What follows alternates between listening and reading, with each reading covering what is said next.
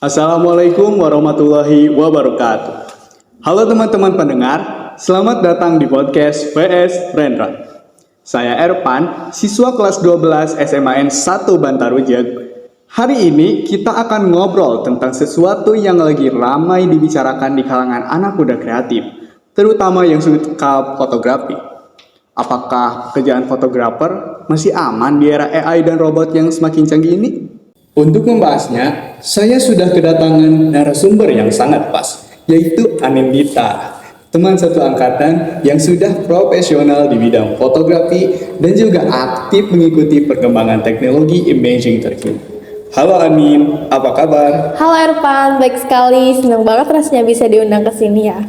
Senang juga Anin mau meluangkan waktunya. Langsung saja ya, biar pendengar tidak penasaran. Saat ini kita sering mendengar bahwa AI sudah bisa bikin foto yang bagus. Bahkan ada robot yang bisa moto sendiri. Sebenarnya apa sih yang sedang terjadi di dunia fotografi saat ini? Jadi gini, saat ini kita sedang mengalami perubahan yang sangat cepat. Teknologi generatif AI seperti ChatGPT, Gemini, sampai fitur AI yang tertanam di kamera-kamera mirrorless di keluaran tahun 2025 ini ya, yang sudah mampu menghasilkan gambar yang hampir tidak bisa dibedakan oleh manusia gitu, yang diambil oleh manusia begitu. Belum lagi munculnya robot otonom yang dengan kamera bisa bergerak sendiri di venue acara. Intinya, hampir semua hal yang dulu butuh skill teknis tinggi sekarang bisa dilakukan hanya dengan mengetik perintah atau membiarkan robot bekerja sendiri. Seperti itu ya kan? Wah, kedengarannya memang mengerikan ya bagi fotografer. Tapi kenapa kau bisa sampai segitu cepatnya? Apa yang membuat AI dan robot ini mampu mengambil alih tugas-tugas fotografer? Nah, ada beberapa faktor utama. Yang pertama itu algoritma deep learning. Sekarang sudah sangat pintar memahami estetika fotografi seperti komposisi, pencahayaan, warna, bahkan pun emosi. Kedua, soal biaya. Kalau kita sewa fotografer foto produk untuk sesi e-commerce bisa mencapai jutaan rupiah. Sementara langganan tools AI cuman ratusan ribu per bulan dengan hasil tak terbatas. Yang ketiga, kecepatan dan konsistensi. AI tidak pernah capek, tidak perlu setting lighting berulang-ulang, dan hasilnya selalu sama bagusnya begitu. Menurut laporan McKinsey tahun 2025, sekitar 30-45% tugas repetitif di fotografi komersial memang akan otomatisasi dalam waktu dekat karena alasan-alasan tadi gitu. Berarti memang ada sebab akibat yang jelas ya. Yes. Lalu siapa saja yang paling kena dampaknya? Dan di sektor mana kita sudah mulai melihat perubahan besar ini? Nah, yang paling rentan itu fotografer produk e-commerce, stok fotografi, foto studio KTP atau paspor, juga fotografer wedding kelas menengah ke bawah. Di Indonesia sendiri, banyak UMKM di Shopee dan TikTok Shop sudah full pakai AI untuk foto produknya yang bertujuan agar lebih murah dan lebih cepat gitu hasilnya ya. Nah, secara global, platform seperti Getty Images dan Shutterstock sudah menerima konten AI generate dengan label khusus, label tertentu begitu ya.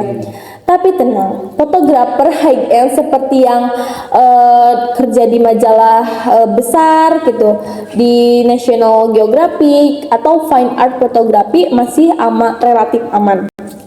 Karena karya mereka mengandung nilai seni, cerita personal, dan pengalaman emosional yang sulit ditiru oleh AI seperti itu ya kan.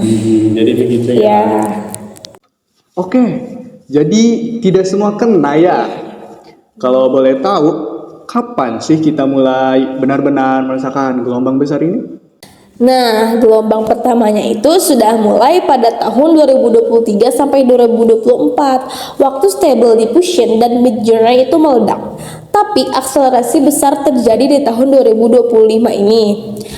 Saat hampir semua brand kamera besar itu seperti Canon ya, Sony dan Nikon menyematkan AI generatif langsung di kamera dan aplikasi mobilenya.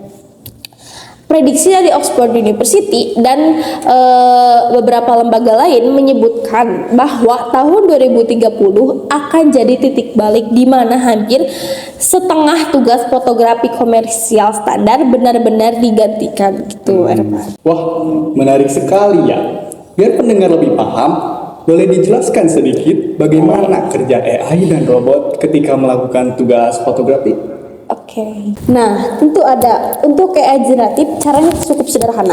Kita cukup mengetik perintah teks. Misalnya, foto produk sepatu running warna hitam, pencahayaan studio dramatis, background putih bersih, sudut 45 derajat. Nah, itu dalam hitungan detik, gambar akan jadi dengan kualitas setara photosynthesis. Wah, betul ya. Gambarnya profesional banget ini. Ya, betul. Nah, kalau robot, contohnya drone DJI atau robot beroda dengan kamera 360 derajat. Mereka pakai sensor LiDAR dan computer vision yang bisa jalan sendiri. Bisa mendeteksi subjek, mengatur komposisi, dan mengambil foto dari berbagai sudut tanpa perlu operator manusia. Seperti itu ya. Wah, luar biasa ya perkembangannya. Betul. Terakhir nih Anin, sebagai penutup, apa pesan dan tips buat teman-teman pendengar, khususnya kita-kita yang masih kelas 12, yang pengen serius di dunia fotografi, supaya bisa tetap bertahan dan relevan di era AI ini? Nah, pesannya dari aku itu AI bukan musuh, tapi alat baru yang sangat powerful. Ada juga tips praktisnya. Itu yang pertama, fokus ke storytelling dan konsep kreatif yang punya jiwa atau yang masih sulit ditiru oleh AI begitu. Yang kedua, belajar jadi AI photography director, yaitu orang yang jago merancang prompt dan melakukan sentuhan akhir secara manual.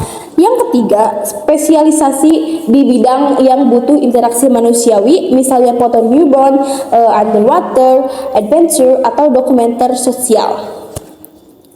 Yang keempat itu gunakan AI sebagai asisten untuk contohnya itu untuk retouch cepat, remove background atau bikin mockup awal. Nah, yang terakhir terus belajar prompt engineering dan software editing terbaru. Yang paling penting itu sih kita harus adaptif ya. Yang bertahan bukan yang paling jago teknis kamera, tapi yang paling kreatif dan cepat beradaptasi seperti itu gitu. Oke, terima kasih Anin atas penjelasan yang sangat mencerahkan, yang sangat jelas juga ya. Oke. Sekarang kita sudah punya gambaran utuh. Apa yang terjadi? Mengapa bisa terjadi? Siapa yang terdampak? Di mana dan kapan? Bagaimana caranya? Sampai langkah apa yang harus kita ambil ke depan? Teman-teman pendengar, semoga episode kali ini bermanfaat. Jangan lupa like, subscribe, and share ya. Kalau ada pertanyaan dan pengalaman sendiri soal AI di bidang fotografi, tulis ya di kolom komentar. Sampai jumpa di episode berikutnya. Wassalamualaikum warahmatullahi wabarakatuh.